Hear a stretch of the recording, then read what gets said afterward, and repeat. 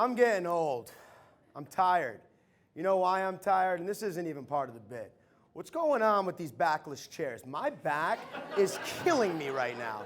I was about to do a full set of yoga before I walked up here. This is not even part of the bit. But we're going to go into the bit now. You guys ready? Give it up. Come on, make loud. Thank you.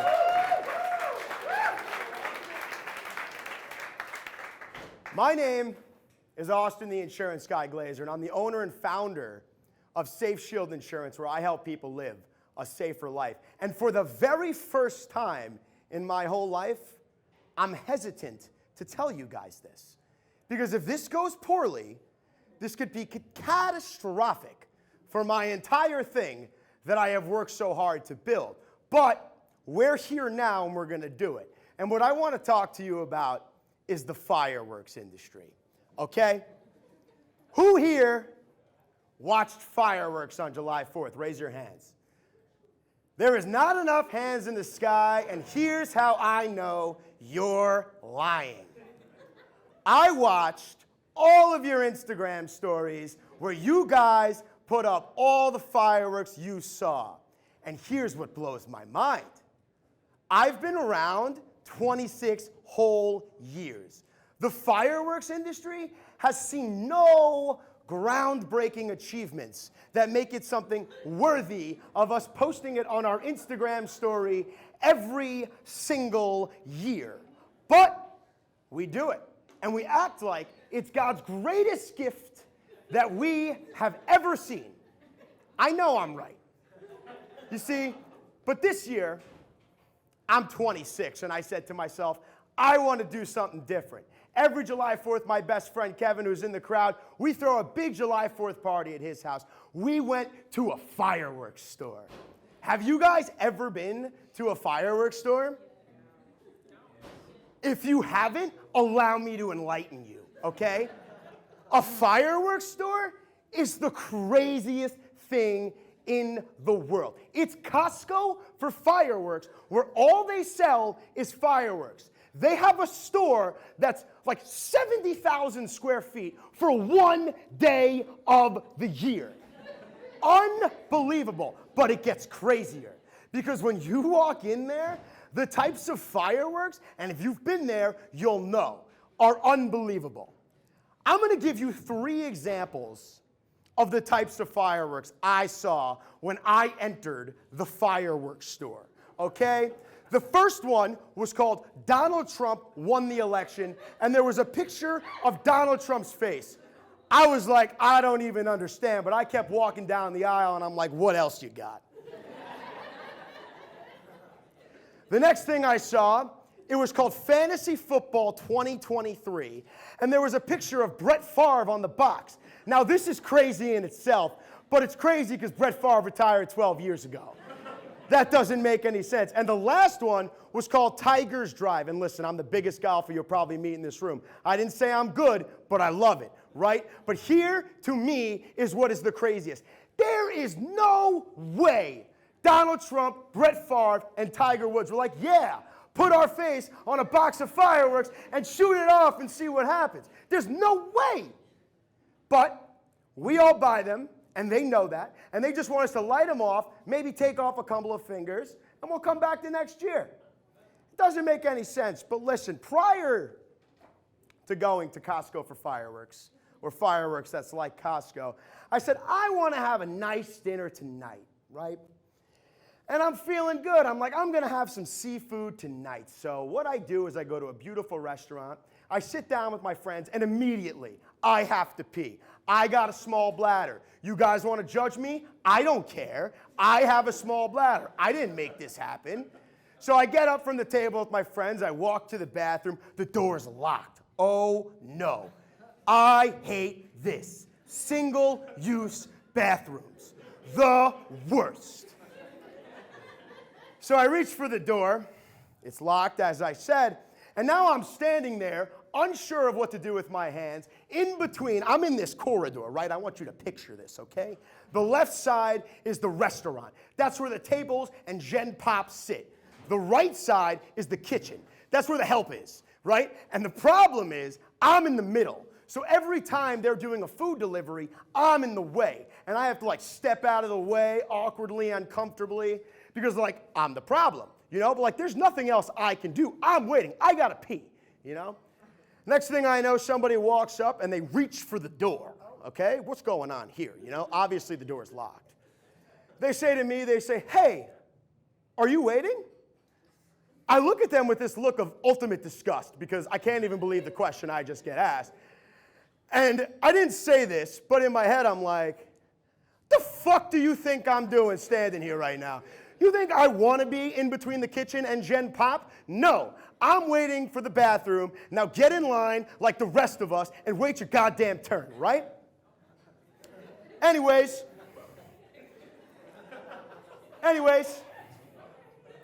door finally opens. My time to shine. I'm ready to pee. But here's the problem, right? Now there's somebody waiting. They're counting every second that I am in the bathroom. And I don't like peeing on these types of situations and circumstances. Okay? I'm uncomfortable. But immediately I look around the bathroom, you know, survey my scene, right? And the first thing I see in the bathroom is writing on the wall. Now, what it says on the wall is, call Billy for a good time with a phone number. And then it says, dash Johnny. Now, lots of thoughts went through my head when I saw this. But the first thought was, who's bringing a Sharpie to the restaurant and they're like, I'm gonna fuck this wall up. I'm gonna show them who's boss, you know? And I'm sitting here, and I'm like, this is so crazy, because this is Morton's Steakhouse. This is a very nice establishment for you to be writing on the wall like this. And then other thoughts crossed my mind, right? Who's Billy? What's this phone number do? And why is Johnny campaigning for this? And then I realized that Billy must own a rival restaurant around the block, and he must sell better steaks than Morton's Steakhouse. You see, the problem, though, is it seems that Johnny is his business manager, and he's trying to generate leads, but doing it in an ineffective way. And I think if they hired me, I could do a better job. I haven't even peed yet. I pee, I get it over with. I exit the bathroom, I make eye contact with the person I yelled at, whatever. I go back to my table. Here's the problem. Like I said, I was feeling good. I said it's July 4th. I'm going to order a kick-ass appetizer, you know? So I spent $42 on a shrimp cocktail, right? You don't even know where I'm going with this. The waiter brings over the shrimp cocktail, looks at me, looks at the food. I look at the food. I look at the waiter. I see there's still tails on the shrimp. And this bothers me, right? Because I paid $42, and it's like, you want to employ me for this job, where's my $10.99, right? Anyways, it gets worse, and here's why it gets worse. I ordered the $100 lobster that night, and I'm like, let's go, you know, I'm gonna eat good tonight. They bring the lobster, and they hand me this special tool, and they say to me, sir, right, you call me sir when I spend the $100. They say, sir, this is what you can use to crack the lobster. And I said to them, sir, this is what you can use to crack the lobster. If I wanted a second job, I'd apply for one. When I leave my house, it's a holiday, right? I don't leave my house to take on more work. If I wanted a second job, I'd get one. I didn't come here to escape my comfort zone. I don't know what I'm doing with this tool. Butter is going everywhere. It's like a third grader operating a race car, but you've trusted me to take part in this endeavor, and I am unhappy with this. But then I remembered that I love to cook. I do. I love to cook. I love to eat some nice food. But what I don't like going to the grocery store because I'm an anomaly. When I walk into the grocery store, I'm the type of person that walks in there with absolutely no plan. I put a pair of headphones in, I don't have a list, and I'm just like, wherever this takes me, like, it'll be great. Oh, drop my mic. That's not great. We're going to hold both here. So I walk into the grocery store, and at this point, I'm in the frozen foods aisle. I'm thinking, I want to get a frozen pizza tonight. We're going to get crazy, you know? And I see this woman Her name is Lauren. Lauren has the intensity of 1,000 suns. I can sense that her husband may have cheated on her. I'm not sure. She is pushing this shopping cart with unbelievable aggression. And then there's little old me, Austin the insurance guy, just walking around, hanging out. I go up and down every single aisle, and I'm like, this looks like a nice item to buy. But I sensed Lauren's aggression, so I left the aisle. I went to the pasta and the noodle aisle. I thought, I'm safe here. Lauren's not going to find me. I'm walking around, and next thing I know, it's like Jaws, like, da-na-na-na-na, you know, that's the Batman song, but you know what I was thinking of. Anyways, I feel this, right? I feel this aggression. Little do I know, it's Lauren. She's back, and she's back with a vengeance. And before I know it, I feel something creeping up on me, and I feel this little maneuver. Lauren's back, and she hits me with a pit maneuver where she goes left, up, right, and before I know it, I'm cornered in, and at this point, I've crashed into a can of soups, clean up on aisle 4. Now, I learned a few things that day. I learned, most importantly, that Lauren is not fit to be in a grocery store. She should be on the Daytona 500 beating Jeff Gordon for the NASCAR World Championship. I don't know anybody who watches NASCAR, that's what I think it's called, but I think she could win that. I have a lot more complaining to do. Hope you're excited. Anybody here a doctor? Good. I'm glad that nobody's a doctor because I got a serious bone to pick with doctors. Here's my bone to pick. When you make a doctor's appointment, they say to you, please get here 15 minutes before your scheduled appointment. No problem. I'm a planner. I'll be there 15 minutes before my appointment. I check in to said appointment. They're like, go ahead, Austin, have a seat. The doctor will be with you shortly. So now, again, similar to the bathroom situation, I'm sitting there, unsure of what to do with my hands, so I start surveying the scene. What do I got? Bunch of magazines on the table. I pick one up. It's August. I'm reading November's news. Why are these magazines 8 months old? Every doctor's office you go to. Let me educate you real quick, okay? Here's the order of operations that surrounds magazine reading. The magazine comes in the mail, you read it, you throw it out. Or if you happen to be a doctor, it comes in the mail, you read it, you take it to your doctor's office, and then your people read it. What is this 4.5-month gap that's existing while you guys are making me read this? Anyways, I'm reading November's news in August when I finally realize that it has been 1 hour and the doctor is very late. As I realize this, the nice lady behind the bulletproof glass acts like, she says, Austin, you're up. I look at everybody around me and I have this confident swagger, like I'm the guy, you know, like this is my time. You guys will be up soon, but for now, it's on me. I go in there and I realize that it's all a ruse. It's all a ruse. You go into another room where you wait even longer, but this time, there's no expired magazines. You just sit there and stare at the paintings on the wall until the doctor walks in 45 minutes late. And then, the doctor walks in, he says to you with the most confident grin, hey, Austin, nice to see you. I look at him like, hey, doc, nice to see you. 2 hours late. What? You take on $350,000 of debt and you're my superior in society? But like, I don't say that because I need to see the doctor and like, he actually is my superior and like, I have to respect him for that. But really, they need to get that shit together. Changing tones dramatically, okay? Who here has been to an escape room? Great, that's good. I'm glad some people raised their hand. That was part of the initial bit. So, here's the thing about escape rooms. How unbelievable is it that we're paying to escape a room? We're like, take all our money! Let's test our survival skills! Let's see if we can do it! You know the crazy thing? If my ancestors knew that I was paying to escape a room, they'd roll over in their grave. And if you don't get that joke, it's because I'm Jewish and I just made a Holocaust joke. How you doing? But, in all seriousness, that was a good one, huh?